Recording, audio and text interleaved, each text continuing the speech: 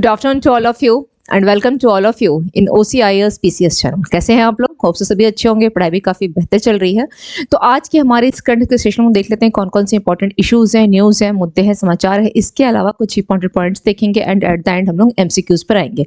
तो चलिए बढ़ते सेशन पर देखते हैं आज की क्लास का मोस्ट इंपॉर्टेंट इशूज़ क्या क्या है। एंड वन मोर थिंग, मेरी क्लास कल आप लोगों को वीडियो नहीं मिल पाई थी, तो 2 दिनों की जो है आप लोगों को करंट अफेयर्स का रिकॉर्ड करके आज की क्लास में आप लोगों को रिकॉर्डेड मिल जाएगी। कल होप सो कल मॉर्निंग से आप लोगों की क्लास लाइव हो जाएगी। एक्चुअली कुछ इश्यूज़ के कारण ये क्लास 2 दिनों से लाइव नहीं हो पाई और आप लोगों को रिकॉर्डेड वीडियो जारी है। चलिए तो फर्स्ट इश्यूज पे चलते हैं, देखते हैं क्या है। वैज्ञानिकों ने फसल वृद्धि को बढ़ाने के लिए इलेक्ट्रॉनिक मिट्टी विकसित किया है। इलेक्ट्रॉनिक मिट्टी ये किस प्रकार के पौधों के लिए है, किस प्रकार के पौधों के लिए इसको विकसित किया गया है? तो सबसे पहले वर्ड ध्यान दीजिएगा, इलेक्ट्रॉनिक मिट्टी। इसे विकसित किया गया है, क्यों किया गया है? फसल वृद्धि को बढ़ाने के लिए। और किस प्रकार की मिट्टी के लिए, किस प्रकार के पौधों के लिए? फसल वृद्धि को बढ़ाने के लिए। ठीक है, नाउ तो सबसे पहले हम लोग यहाँ चलते हैं और देखते हैं कि इसका यूज किस प्रकार के पौधों में किया जाएगा। तो फर्स्ट सबसे पहले आप लोग लिखें कि फसल वृद्धि को बढ़ाना है इलेक्ट्रॉनिक मिट्टी को विकसित करने के लिए हाइड्रोपोनिक्स। Okay, hydroponics. हाइड्रोपोनिक्स इस जैसी मिट्टी, हाइड्रोपोनिक्स का मतलब होता है मिट्टी रहित पौधा, जहां पर मिट्टी की आवश्यकता नहीं है। इस प्रकार के पौधों को हाइड्रोपोनिक्स बोला जाता है, यानी मिट्टी रहित, मिट्टी रहित ओके खेती को बढ़ावा देने के लिए, मिट्टी रहित खेती को बढ़ावा देने के लिए, बढ़ावा ओके देने के लिए, बढ़ावा देने के लिए किसका उपयोग किया जाएगा? इसका यूज क्या हो गया? इलेक्ट्रॉनिक मिट्टी विकसित किया जा रहा है, तो उसका उपयोग किस में है? तो ये हो गई आपकी, इसकी यूज हो गया, इलेक्ट्रॉनिक मिट्टी का यूज हो गया। ठीक है, नाउ एक्चुअली इससे पहले भी रिसर्च किया गया था, जो अनुसंधान किए गए, तो इसमें वैज्ञानिकों ने यह पाया कि इस प्रकार की मिट्टी से के द्वारा अगर कोई पौधा विकसित किया जा रहा है, जैसे जौ, अगर बात की जाए इस इलेक्ट्रॉनिक मिट्टी या ई मिट्टी, ठीक है, ई मिट्टी, तो वैज्ञानिकों ने क्या पाया कि इस प्रकार की मिट्टी का यूज किया गया किसमें? जौ के पौधा में। ठीक है, जौ के पौधों में इसका यूज किया गया, इस प्रकार के जौ के पौधों में। तो देखा गया कि वहां पर मोर देन 50%, यानी एवरेज कितना, एवरेज अगर देखा जाए तो 50% जो है, 50% जो है अधिक इसने क्या किया? बढ़ने में मदद किया। किसको? जौ के पौधे को। ठीक है, इस मिट्टी यानी इलेक्ट्रॉनिक मिट्टी में यूज करके देखा गया, रिसर्च किया गया था, तो ऐसा कुछ पाया गया। ठीक है, उस प्रकार की मिट्टी में। Just a minute, excuse me. ठीक है, इस प्रकार की मिट्टी में ऐसा कुछ पाया गया। नाउ अब देखा जा रहा है कि चूंकि यह एवरेज कितना है, 50% देखा गया। और दूसरी चीज की यह भी बोला गया, ऐसा माना जाता है, माना नहीं जाता है, यह भी एक रिसर्च में किया गया कि यह जो ई मिट्टी है किससे बनी हुई है? यह सेल्यूलोज से बनी होती है। सेल्यूलोज, ओके, सेल्यूलोज से बनी हुई मिट्टी होती है, सेल्यूलोज से बनी हुई होती है मिट्टी, सेल्यूलोज से बनी है। ठीक है, कौन सी? ई मिट्टी। ओके, अब इससे पहले भी रिसर्च किए गए थे, लेकिन रिसर्च किस पे किया गया था? इससे पहले जो रिसर्च किए गए थे वह किया गया था आपका केवल और केवल तो जड़ों को उत्तेजित करने के लिए। इससे पहले जो रिसर्च किया गया वो किस पे था? जड़ों को उत्तेजित करने के लिए। और कैसे किया जाएगा? तो इसमें अगर आप जड़ों को उत्तेजित करने के लिए हाई वोल्टेज, ठीक है, हाई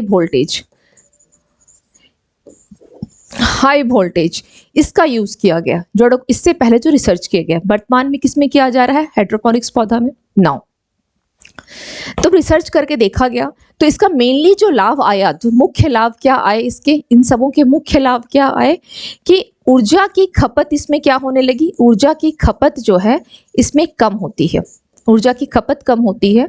और इसके साथ ही हाई वोल्टेज, अगर आप देखेंगे हाई वोल्टेज का कोई खतरा भी नहीं रहता है, क्योंकि हाई वोल्टेज आप देखेंगे जनरली यूज होता है तो खतरा रहता है, डेंजरस होती है हाई वोल्टेज यूज कर लेना। लेकिन यहाँ पर ऊर्जा की खपत भी कम हो गई और हाई वोल्टेज का कोई खतरा भी नहीं रहता है। तो ये अब तक के रिसर्च में क्या क्या देखा गया? अब तक जो पहले रिसर्च की गई वो जड़ों को उत्तेजित करने के लिए, ठीक है, जड़ों को उत्तेजित करने के लिए किया गया, हाई वोल्टेज का यूज किया गया। जब हाई वोल्टेज का यूज किया गया तो यहाँ पर क्या हुआ? ऊर्जा की खपत भी कम हुई और इससे कोई खतरा भी नहीं रहा। इवन खतरा तो नहीं रहा, और इसके साथ ही साथ विद्युत उत्तेजना के कारण, अब इसके साथ साथ एक और फायदा देखा गया कि इस उत्तेजना के कारण क्या हो गया, हाइड्रोपोनिक्स जो पौधा है इसकी भी विकास दर हाइड्रोपोनिक्स, इस पौधे का भी जो डेवलपमेंट यानी विकास जो दर है, खेती की विकास दर, इसमें भी देखा गया बेहतर हुई, ये इसमें भी वृद्धि हुई या बेहतर हुई, ठीक है, इसका हाइड्रोपोनिक्स पौधा के लिए भी। तो ये सभी जो है रिसर्च किए गए, वैज्ञानिकों ने यह पाया और वर्तमान में इसलिए अब ई मिट्टी का जो उपयोग है इसको डेवलप किया जा रहा है। ई मिट्टी किसके लिए, फसल वृद्धि को बढ़ाने के लिए इलेक्ट्रॉनिक मिट्टी का विकसित किया गया। तो किस प्रकार के पौधों के लिए, फर्स्ट ऑफ ऑल ध्यान रखिएगा हाइड्रोपोनिक्स पौधे। यहाँ पे 2-3 सवाल बन सकते हैं आपके प्रीलिम्स पॉइंट ऑफ व्यू से। फर्स्ट हो गया आपके किसके लिए है, तो हाइड्रोपोनिक्स पौधों के लिए है, ठीक है। दूसरा हो गया हाई वोल्टेज भी यहाँ पे कोई खतरा नहीं है, ऊर्जा की खपत भी कम होती है और इससे पौधों का विकास जो दर है वो भी काफी बेहतर हो जाता है। Now come to the next information. Next क्या है, प्रोफेसर वेद प्रकाश नंदा का अमेरिका में निधन हो गया है। इसमें ज्यादा कुछ आपको देखने की आवश्यकता नहीं है, ये किस यूनिवर्सिटी से थे, तो ये भारतीय प्रवासियों के, अमेरिका में ही जो भारतीय प्रवासी हैं, भारतीय प्रवासियों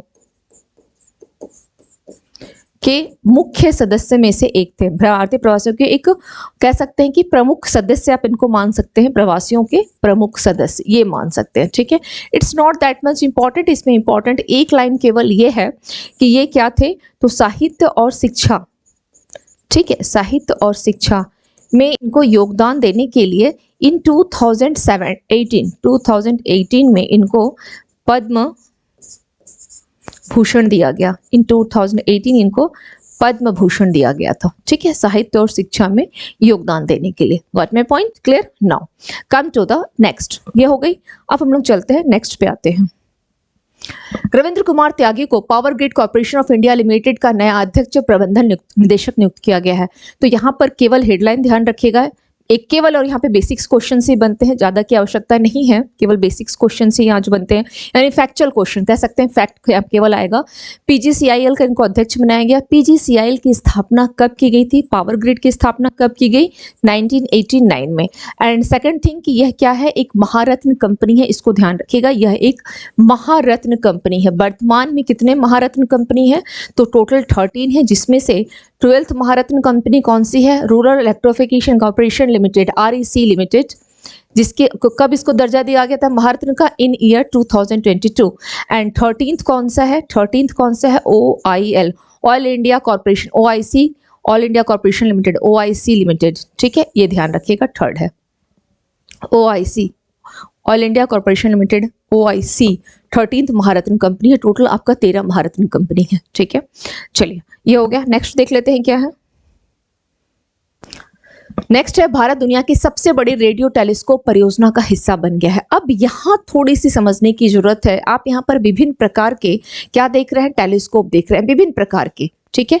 अब चूंकि बोला गया है कि भारत क्या बनाया गया है, Bharat, just a minute, Bharat दुनिया की सबसे बड़ी रेडियो टेलीस्कोप परियोजना, और इस परियोजना का नाम क्या दिया गया है, SKAO,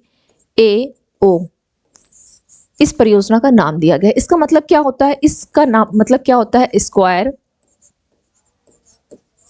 किलोमीटर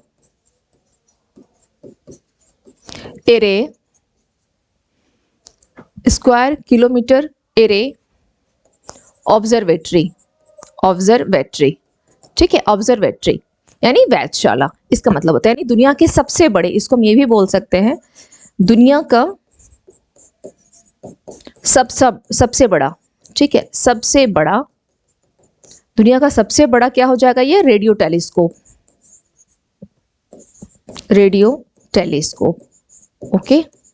चलिए ये हो गया। इसकी स्थापना कब की गई, चलिए यहां लिख देते हैं, इसकी स्थापना कब की गई थी, इन ईयर 2021 में। और किसके तहत, यह इसको किसमें बोला गया है, ये एक अंतर सरकारी गवर्नमेंटल, जो आप बोल सकते हैं ना, अंतर सरकारी ऑर्गेनाइजेशन है, संगठन है, ठीक है, इसके तहत इसकी स्थापना की गई इन ईयर 2। इसके बारे में कुछ पॉइंट्स को आप ध्यान रखेंगे। Now come to the next देख लेते हैं क्या है। चलिए अब चूंकि बोला गया है ये क्या है, तो यह कोई एक टेलीस्कोप नहीं है। आप यहाँ पे देख रहे हैं विभिन्न प्रकार के यहाँ पर जो है टेलीस्कोप लगे हुए हैं, यानी यह कोई एकल टेलीस्कोप नहीं है, सिंगल टेलीस्कोप नहीं होता है यह क्या है, सिंगल टेलीस्कोप जो है आपका नहीं है। तो किस प्रकार का टेलीस्कोप है, अगर सिंगल नहीं है तो कहने का मतलब ये है कि यह हजारों यानी थाउजेंड्स ऑफ ठीक है, थाउजेंड्स कह सकते हैं हम, थाउजेंड्स एंटीना, ओके, एंटीना की क्या है, एक सीरीज है, एक श्रृंखला है, या एक, हाँ श्रृंखला लिख लें, ये भी चलेगा, श्रृंखला है, ठीक है, या सीरीज है, थाउजेंड्स ऑफ एंटीना की क्या है, ये एक श्रृंखला है, सीरीज है। Got my point. चलिए, ये हो गया। इसके अलावा चूंकि हम लोग पढ़ रहे हैं भारत दुनिया की सबसे बड़ी रेडियो टेलीस्कोप, और उस परियोजना का नाम क्या है, SKAO, यानी स्क्वायर किलोमीटर एरे ऑब्जर्वेटरी। अब चूंकि इस प्रकार की जो एंटीना होती है, इसको कहाँ स्थापित किया जाएगा, किस और इसको स्थापित किया जाएगा, तो ध्यान रखिए, इसको स्थापित किया जाएगा दक्षिण अफ्रीका, यानी साउथ अफ्रीका हो गया आपका, और ऑस्ट्रेलिया। और सबसे पहले इसको लिख ले, उसके बाद में समझा दूंगी, आप लोगों से समझा दे रही हूँ, ठीक है। ऑस्ट्रेलिया में दूरस्थ, यानी दूर में, ठीक है, रेडियो शांत स्थित, रेडियो शांत स्थानों में इसे क्या किया जाएगा, स्थानों में स्थापित। एंटेना कहाँ होगा, कोई पास में तो होता नहीं है, दूरस्थ एरिया में एंटेना को स्थापित किया जाता है, ठीक है। और ये करेगा क्या, तो जो ग्रेविटेशनल वेव्स होते हैं उसको ये आकर्षित करेगा। क्या करेगा यह, ग्रेविटेशनल वेव्स को क्या करेगा, यह आकर्षित करेगा, अट्रैक्ट करेगा, आकर्षित करेगा ग्रेविटेशनल वेव्स को, ठीक है। और देखा जाए तो ब्रह्मांड में, यानी पूरे यूनिवर्स में करीब 3000, कितना, करीब 3000, ठीक है, करीब 3000, कितनी दूरी पे जाएगा यह, 3000, पूरे यूनिवर्स में अगर देखा जाए तो इतने ट्रिलियन, पूरे यूनिवर्स की अगर बात की जाए, ठीक है, ब्रह्मांड की, तो 3000 ट्रिलियन, इतनी किलोमीटर से भी अधिक दूर, इससे भी अधिक दूर तक देखने में क्या होगा, यह देखने में यह सक्षम होगा। कितने किलोमीटर, 3000 ट्रिलियन से भी अधिक दूर, यानी इसमें जो आकाश गंगाएं हैं वो भी शामिल है, आप उनको भी देख सकते हैं। कभी कभी हम लोग होता है ना कि हम सभी आकाश गंगाओं को नहीं देख पाते हैं, वो भी शामिल, आकाश गंगाओं को देख सकते हैं, प्लस आप इसमें सितारों को भी आप अधिक दूरी तक देख सकते हैं, ठीक है, को भी अधिक विस्तार से आप देख पाएंगे, अधिक विस्तार से देख सकते हो, जांच करने में भी सक्षम हो सकता है, क्योंकि टेलीस्कोप का काम क्या होता है, अधिक दूरी तक देखना, है ना। जैसे हम लोग लैब में यूज करते हैं माइक्रोस्कोप, सूक्ष्म कण को भी देख पाते हैं, उसी प्रकार से टेलीस्कोप बहुत दूरी, है ना, लंबी दूरी तक हम देख सकते हैं। तो इसकी जो स्पेशलाइजेशन की गई, तो क्या है, टेलीस्कोप, चूंकि पूरे प्रोजेक्ट का नाम ही टेलीस्कोप है, तो इसका सबसे जो मेन फीचर्स क्या आया कि पूरे यूनिवर्स में, ब्रह्मांड में जो आपकी आकाश गंगाएं हैं, जिसपे हम लोग रिसर्च नहीं कर पाते हैं, जांच नहीं कर पाते हैं, या जो स्टार्स हैं, सितारे हैं, उन तक, यानी करीब 3000 ट्रिलियन से भी अधिक दूरी तक ये देख पाएगा। ये इसकी सबसे बड़ी विशेषता हो गई, ओके, सबसे बड़ी इसकी यह विशेषता हो गई। Got my point. चलिए नेक्स्ट देखते हैं क्या है। ट्रक ड्राइवर से बातचीत के बाद केंद्र सरकार ने नया हिट एंड रन कानून लागू किया है। ध्यान रखिएगा, आप लोग भी सब कुछ नॉलेज को सुने होंगे, अभी मिली होगी जानकारी कि ट्रक ड्राइवर जो है लगातार हड़ताल पे चल रहे हैं।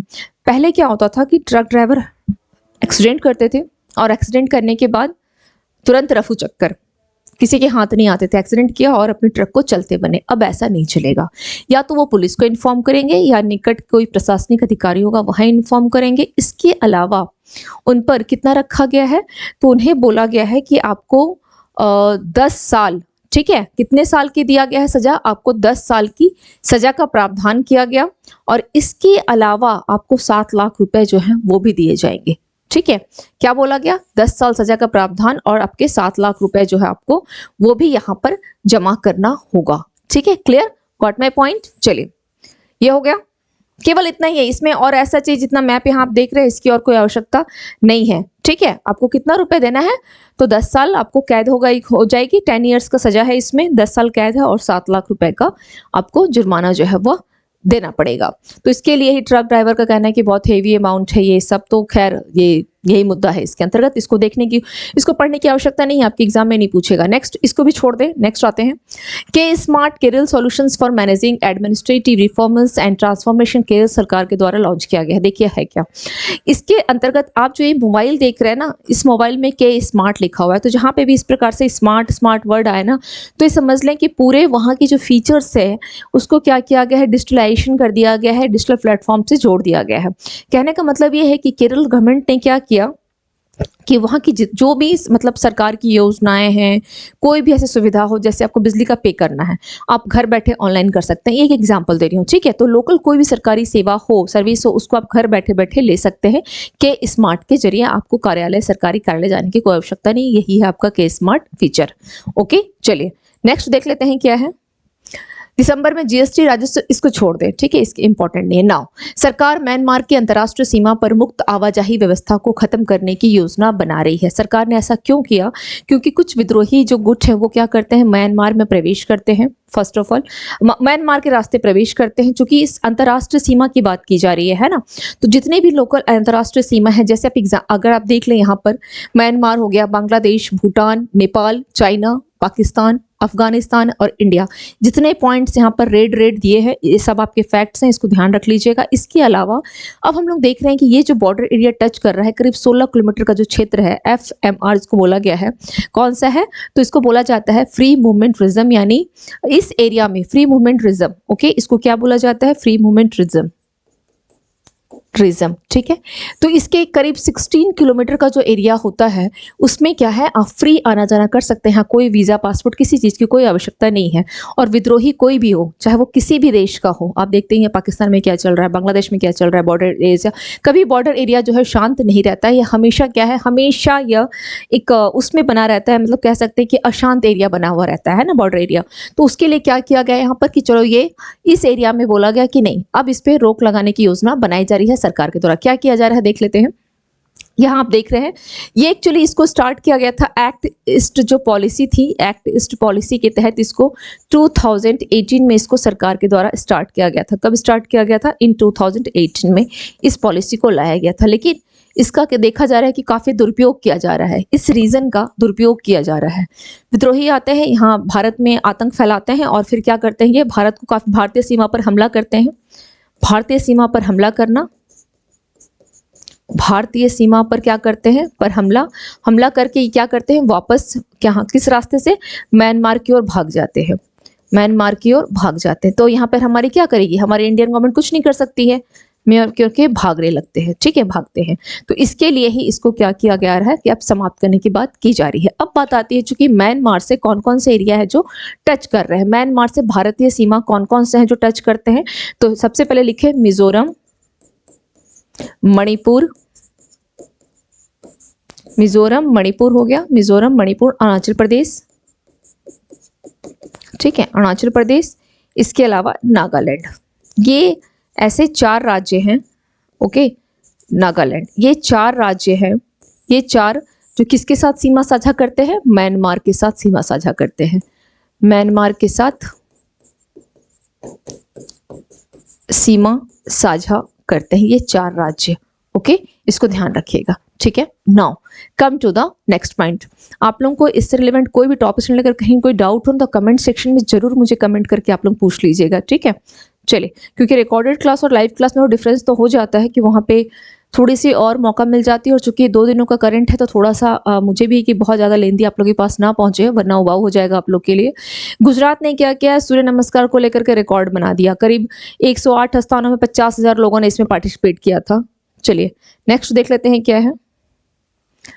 MS स्वामीनाथन पुरस्कार प्रोफेसर BR कंबोज को दिया गया है और यह किस यूनिवर्सिटी से है, तो चौधरी चरण सिंह, ठीक है, चौधरी चरण सिंह। चलिए देख लेते हैं, ये चौधरी चरण सिंह यूनिवर्सिटी में प्रोफेसर हैं, ठीक है, चौधरी चरण सिंह यूनिवर्सिटी के, तो उसको ध्यान नहीं रखना है। फर्स्ट टाइम जो स्वामीनाथन पुरस्कार दिया गया था, first time APJ Abdul Kalam के समय में, जब ये राष्ट्रपति थे, ठीक है, APJ अब्दुल कलाम, इनके समय में दिया गया था। अब्दुल कलाम, इनके द्वारा किसको दिया गया था, नॉर्मन E बोरलॉग को, नॉर्मन E बोरलॉग। कब दिया गया था इन्हें कब दिया गया था, इन 2005 में इनको दिया गया था फर्स्ट टाइम, ठीक है, फर्स्ट टाइम इन्हीं को दिया गया है। चलिए now come to the next. अब यह है इंटर ऑपरेबल आपराधिक न्याय प्रणाली में यूपी लगातार तीसरे साल जो है देश में क्या है, पहले यूपी लगातार देश में जो है ये पहले स्थान पर रहा है। चलिए तो सबसे पहले समझते हैं आखिर ये इंटरऑपरेबल है क्या। तो यहाँ पर सबसे पहले ध्यान रखिएगा, एक वर्ड आपका आएगा, इस जगह एक वर्ड आता है इंटर, एक वर्ड पे यहाँ पे ध्यान देंगे, क्या है वो वर्ड।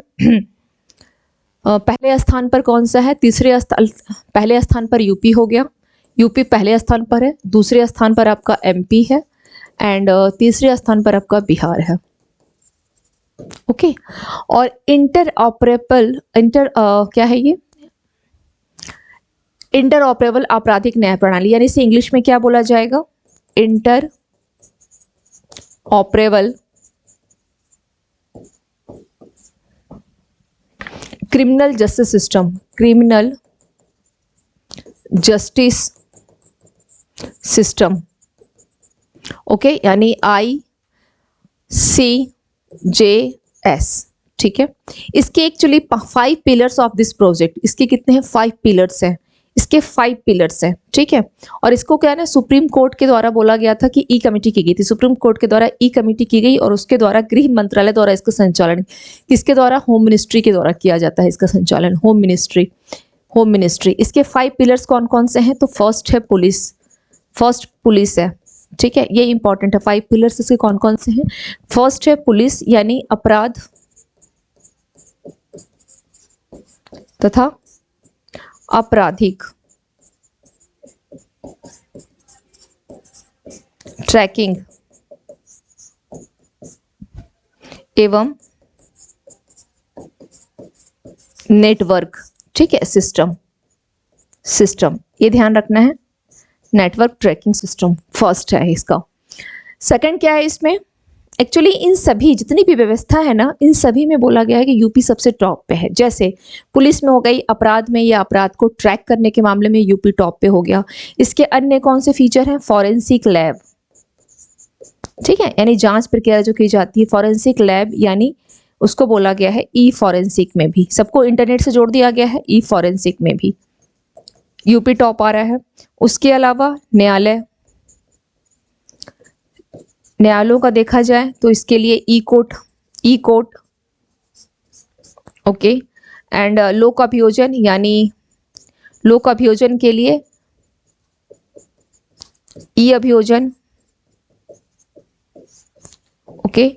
नेक्स्ट क्या है, इसके लिए जेलों के लिए ई जेल, ठीक है, ये 5 पॉइंट को ध्यान रखिएगा, जेलों के लिए ई जेल, यानी इन सभी व्यवस्थाओं में यूपी को सबसे बेहतर माना गया है, ठीक है। अगर आप देखेंगे सबको इंटरनेट से जोड़ा गया, इलेक्ट्रॉनिक्स रूप से जोड़ा गया और सबसे बेस्ट आपके यूपी को माना गया, ओके, यही है आपका ICJS। Now come to the next, ये इंपॉर्टेंट भी है, ध्यान रखिएगा।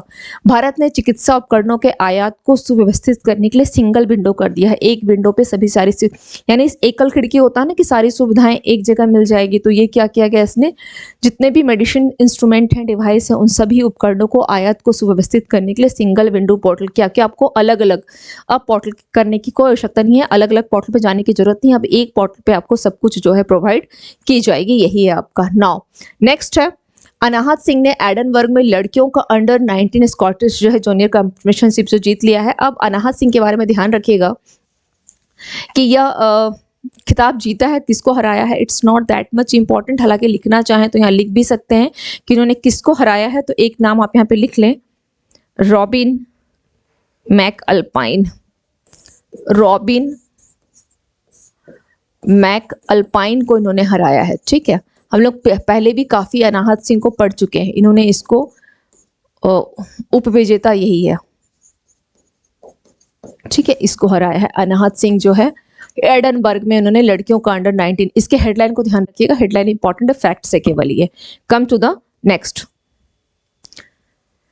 है, सरकार ने नरेगा के भुगतान के लिए क्या किया है, आधार आधारित प्रणाली यानी ABPS नरेगा के लिए क्या कर रही है, ABPS आधार बेस्ड पेमेंट सिस्टम, यानी आधार आधारित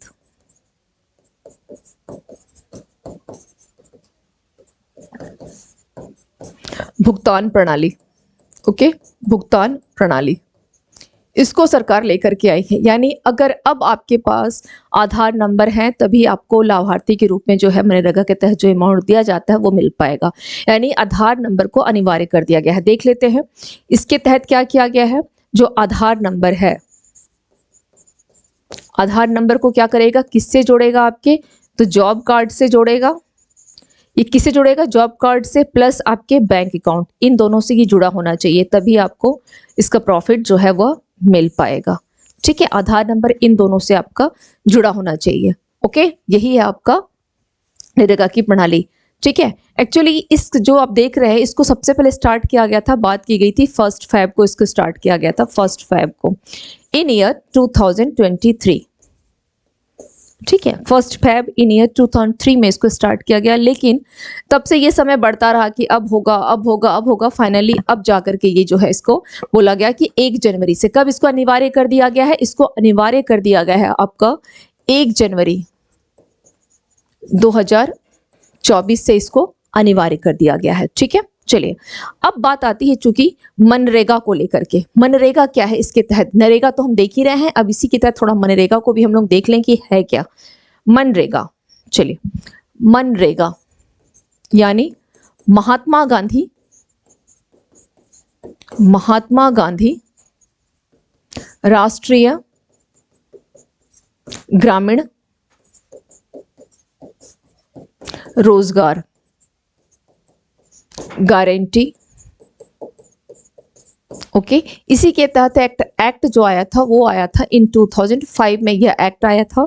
इसे कब संसद से पारित किया गया, तो 23 अगस्त 2005 में इसे क्या किया गया था, संसद से पारित किया गया था, संसद से पारित किया गया। ओके, संसद से पारित किया गया इन 2005 में। लेकिन यह नरेगा से मनरेगा कब हो गया, वो हाँ पारित हुआ संसद से, लागू कब कर दिया गया, इसे लागू किया गया 2 फ़रवरी 2006। ये क्वेश्चन आपके एग्जाम में बहुत बार पूछता है कि इसे कब लागू किया गया था, तो 2006 में।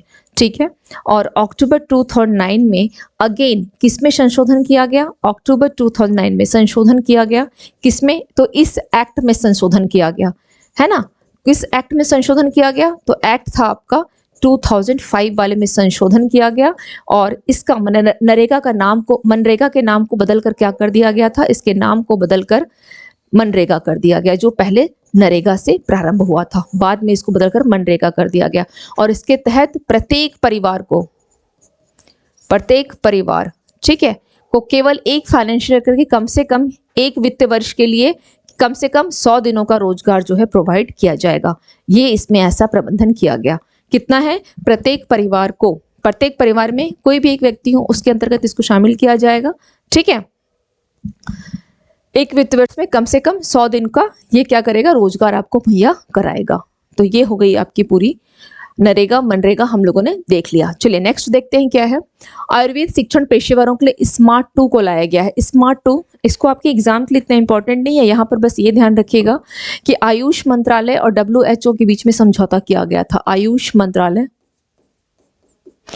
मिनिस्ट्री एंड WHO इन दोनों के बीच में समझौता किया गया था। फर्स्ट टाइम समझौता 2016 में किया गया, देन 17 में किया गया, और अभी कुछ दिन पहले समझौता किया गया है ताकि आयुर्वेद को या पारंपरिक जो चिकित्सा की पद्धति है उसको वैश्विक लेवल पर लेकर के जाया जा सके। यही है आपका। WHO के महानिदेशक कौन है, डॉक्टर टेड्रोस घेब्रेयेसस।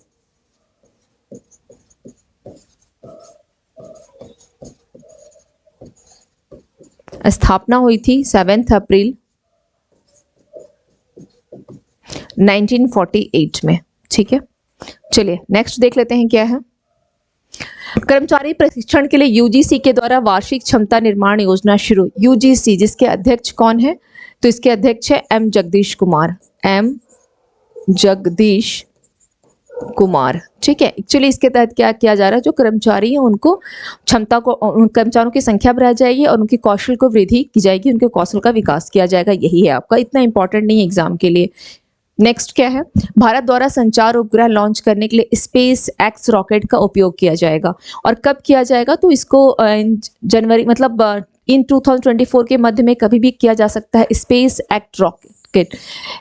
इसकी वेट कितनी है? करीब 4700 केजी। भारत का अब तक जो इसने यूज किया तो भारत 400 केजी वेट तक यूज कर सकता था। इससे ऊपर का यूज करने के लिए उसको यूरोप के एरियन स्पेस का सहारा लेना पड़ता था, एरियन स्पेस का। लेकिन अब क्या है, भारत खुद इसने मतलब 4000 ऊपर से, यानी इसकी जो है आप देख रहे हैं कि फर्स्ट टाइम इसका भी भारत अब उपयोग कर सकेगा। किसके द्वारा इसको किया गया है लॉन्च के? तो इसरो के द्वारा। किसके द्वारा? इसरो के द्वारा, ठीक है। और कौन सा है? Falcon 9 rocket. Falcon 9 rocket. उपग्रह कौन सा? इसको छोड़ दें, आप इसको फाल्कन 9 को रहने दें। आप इसी के इतना ध्यान रखें, किस उपग्रह को लॉन्च करेगा? GSAT-20 को। GSAT-20 क्या करेगी? जो इंटरनेट स्पीड है, इंटरनेट की स्पीड को बढ़ा सकती है, इंटरनेट की बेहतर कनेक्टिविटी या इसकी स्पीड को बढ़ाने के लिए, जैसे ग्रामीण एरिया हो गया, दूर दराज के एरिया हो गया, वहां के लिए, ठीक है। चलिए यहाँ पे लिख लेते हैं, हाई स्पीड इंटरनेट लिखें, high speed internet connectivity provide कराया जाएगा, कनेक्टिविटी प्रोवाइड, ठीक है। इससे क्या होगा? दूर दराज का एरिया और जो गांव के एरिया है, दूर दराज प्लस ग्रामीण एरिया में नेट की जो है पहुंच सुनिश्चित हो सकेगी और स्पीड भी इसकी बढ़ सकती है, ठीक है। नाउ यही है आपका भारत द्वारा संचार उपग्रह का क्या नाम है? GSAT। Come to the next. Radio India ratings के द्वारा भारत की वित्तीय वर्ष जो आप देखेंगे, जीडीपी वृद्धि का अनुमान 6.2% से बढ़ाकर कितना कर दिया गया है? 6.7% कर दिया गया है, ठीक है। इसके अंतर्गत आप देखिएगा कि इस साल के जितने भी है, मैंने क्लास में करवा भी रखी हूँ, बता रखी हूँ, IMF, world bank, ADB, India ratings, Fitch ratings, इन सब की देख लीजिएगा कितना अनुमान बता रहा है, RBI वगैरह, ठीक है। 6-7 है डाटा, देख लीजिएगा। नेक्स्ट है, भारतीय रेलवे लगभग 20,000 GPS आधारित नेविगेशन फॉग पास उपकरण का क्या वो लगाएगी। ठंड के मौसम में कुहासे बहुत अधिक होते हैं, इस डिवाइस को लगाएगी तो कम से कम उनको ये पता चल पाएगा कि कहाँ कुहासा अधिक है, क्या है। तो ये डिवाइस जो है उनको वो नेविगेट करता रहेगा। लोको पायलट इसको अपने साथ लेकर के चलेंगे। ये एग्जाम के लिए महत्वपूर्ण नहीं है। डेनमार्क की रानी मार्गरेट द्वितीय 52 ईयर्स बाद राजगद्दी छोड़ेंगी। और कौन आएगा राजगद्दी पे इनके छोड़ने के बाद? इनके छोड़ने के बाद आएगा इनका क्या बोलते हैं उसे, उत्तराधिकारी, प्रिंस फ्रेडरिक। प्रिंस, ये सब फैक्चुअल क्वेश्चन है, ठीक है। Prince Frederick.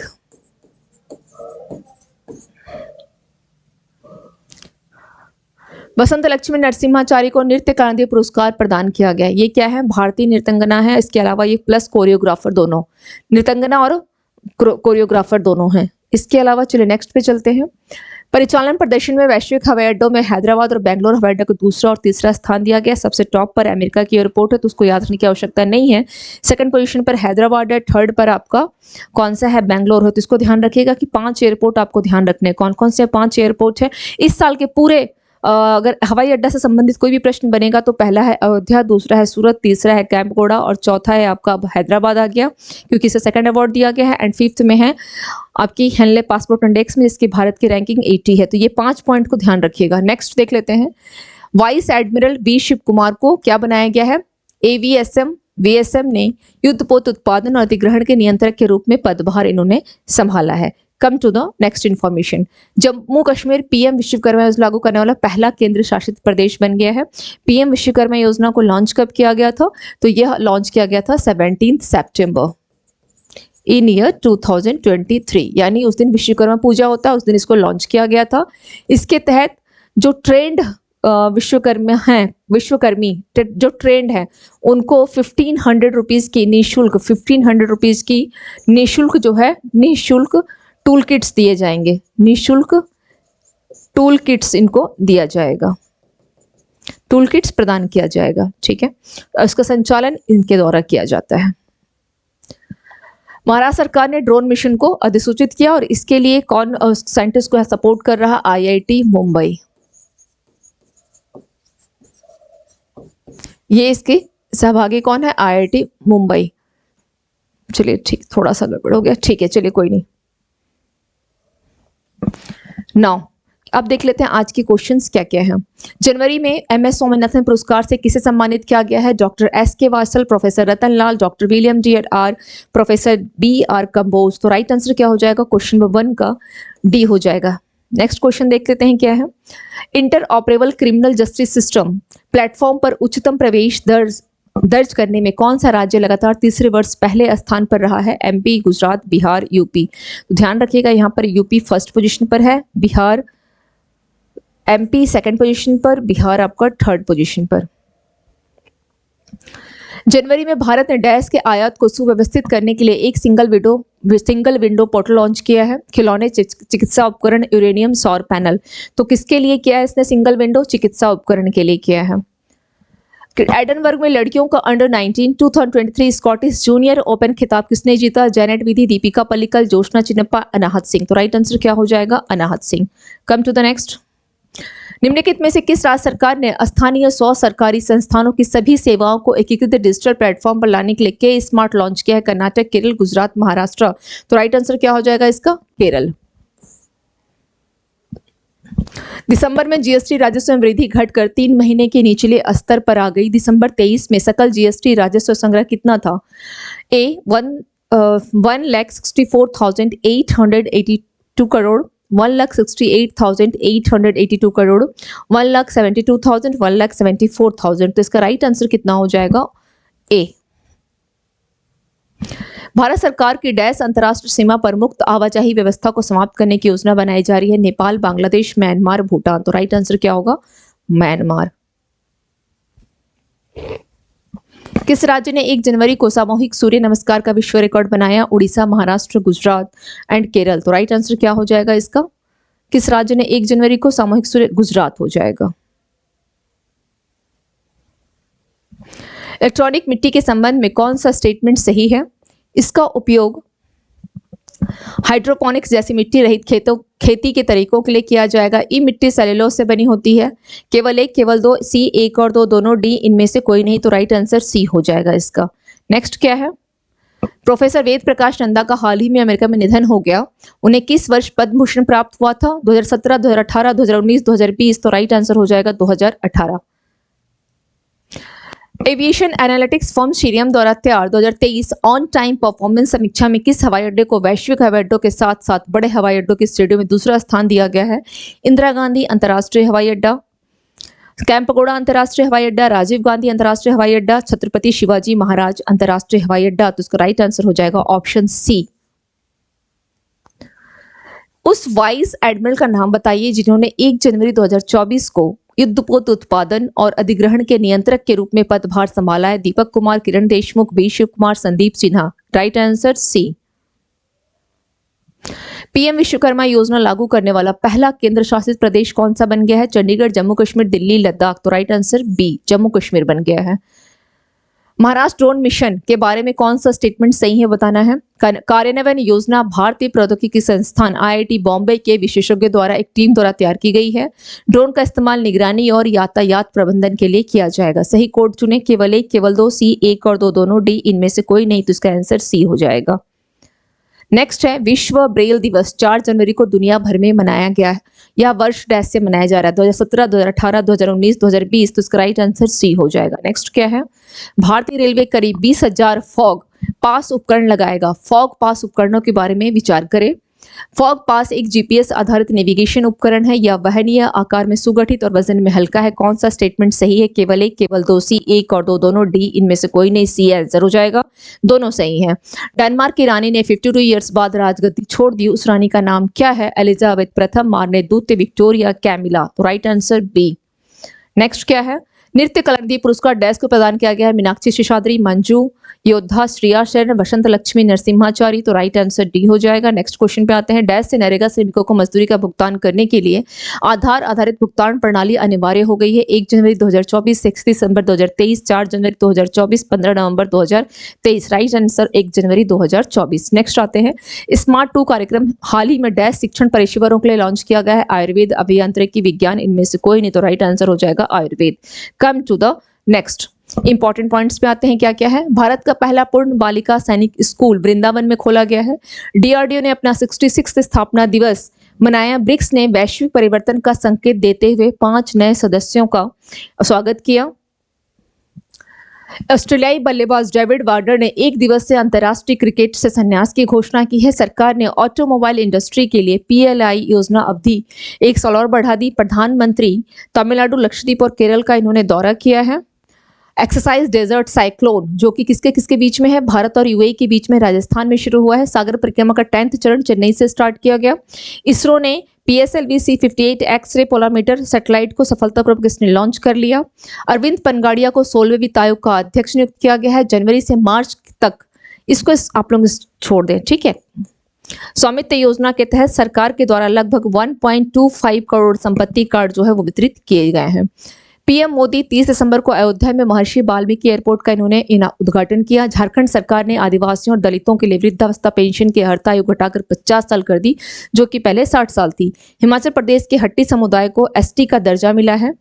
सरकार ने नरेगा भुगतान के लिए आधार आधारित प्रणाली को अनिवार्य बना दिया। आयुर्वेद शिक्षण पेशेवरों के लिए स्मार्ट 2 कार्यक्रम शुरू किया गया। कर्मचारी प्रशिक्षण को यूजीसी द्वारा वार्षिक क्षमता निर्माण योजना और आरबीआई ने बैंकों के लिए, तो आप इसको स्किप कर दें, ठीक है, इट्स नॉट इंपॉर्टेंट। नेक्स्ट है, भारत द्वारा संचार उपग्रह लॉन्च करने के लिए स्पेस एक्ट रॉकेट का उपयोग किया गया है। और इंडिया रेटिंग्स के द्वारा भारत को वित्तीय वर्ष 24 में जीडीपी वृद्धि का अनुमान 6.7%। विश्व ब्रेल दिवस 4 जनवरी। भारतीय रेलवे ने क्या किया है, 20,000 आपका जीपीएस आधारित नेविगेशन फॉग पास उपकरण को लगाया है। डेनमार्क की रानी मार्गरेट द्वितीय 22 साल बाद राजगद्दी छोड़ेंगी। संत लक्ष्मी नरसिम्हाचारी को नृत्य कलारत्न पुरस्कार दिया गया। परिचालन प्रदर्शन में वैश्विक हवाई अड्डों में हैदराबाद और बेंगलोर हवाई अड्डे को दूसरा और तीसरा अवार्ड। और इसके अलावा vice admiral B Shiv Kumar को उत्पादन और अधिग्रहण के नियंत्रक के रूप में चुना गया है। जम्मू कश्मीर पीएम विश्वकर्मा योजना लागू करने वाला पहला केंद्र शासित प्रदेश बना। महाराष्ट्र सरकार ने ड्रोन मिशन को अधिसूचित कर दिया। वन लाइन क्वेश्चंस देखते हैं। किस तिथि को पूरे विश्व में विश्व अंतर्मुखी दिवस मनाया गया, तो फर्स्ट वाले को छोड़ दें, यह इंपॉर्टेंट नहीं है। पीक आवर्स में सबसे अधिक बिजली की आपूर्ति करने वाला पहला राज्य कौन सा है, यूपी। नासा पृथ्वी के करीब आने वाला क्षुद्रग्रह एपोफिस का अध्ययन किस तिथि को करेगा, 13 अप्रैल को। नेक्स्ट है, कौन सा देश का ड्रिलिंग जहाज मैंग जियांग पृथ्वी के उपकरण की जांच करेगा, चीन। CNN बिजनेस के किसानों CEO ऑफ द ईयर किसे चुना गया है, सत्य नडेला को। केंद्रीय कैबिनेट ने कहा भारत का महावाणिज्य दूतावास खोलने की अनुमति दी है, न्यूजीलैंड के ऑकलैंड शहर में। नेक्स्ट क्या है, महाराष्ट्र राज्य के नए मुख्य सचिव के रूप में किसको नियुक्त किया है, नितिन करियर। महाराष्ट्र राज्य के नए डीजीपी के रूप में किसको नियुक्त किया गया है, रश्मि शुक्ला। तो इन दोनों को आप लोग स्किप कर दें, इन दोनों पॉइंट को। वित्त आयोग के नए अध्यक्ष के रूप में किसको नियुक्त किया गया है, अरविंद पनगड़िया। कौन खेल रत्न अर्जुन पुरस्कार समिति के अध्यक्ष होंगे, सेवानिवृत्त न्यायमूर्ति खानविलकर। कौन भारतीय वानिकी अनुसंधान शिक्षा परिषद की पहली महिला निदेशक बनी है, कंचन देवी। किस देश ने IBA जूनियर विश्व मुक्केबाजी चैंपियनशिप में 3 स्वर्ण 5 रजत और 1 कांस्य पदक जीता है, तो भारत ने जीता है। नेक्स्ट क्या है, किस बैंक ने CCIL से संबंधित सूचनाओं के आदान प्रदान के लिए एक समझौता किया, RBI और बैंक ऑफ इंग्लैंड ने। आप इसको भी स्किप कर दें यहाँ।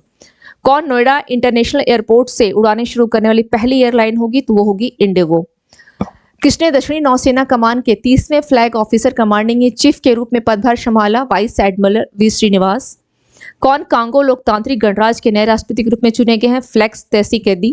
वित्त मंत्रालय के अनुसार पिछले 9 महीनों के दौरान GST संग्रह में कितनी वृद्धि दर्ज की गई है, 12% की। देश का पहला कन्या सैनिक स्कूल यूपी के वृंदावन। किस न्यायाधीश को झारखंड उच्च न्यायालय का कार्यवाहक मुख्य न्यायाधीश नियुक्त किया गया, S चंद्रशेखर। किस तिथि को विश्व अंतर्मुखी दिवस, तो इसे आप लोग स्किप करें, रिपीट भी हो गई है। खाड़ी सहयोग परिषद ने किस देश के साथ मुक्त व्यापार समझौता किया है, साउथ कोरिया के साथ। किसने ब्लैक होल का अध्ययन करने के लिए एक्सपोसैट मिशन को लॉन्च किया है, इसरो ने। कहां के मुख्य न्यायाधीश के रूप में न्यायमूर्ति मनिंद्र मोहन श्रीवास्तव को नियुक्त किया गया है, राजस्थान।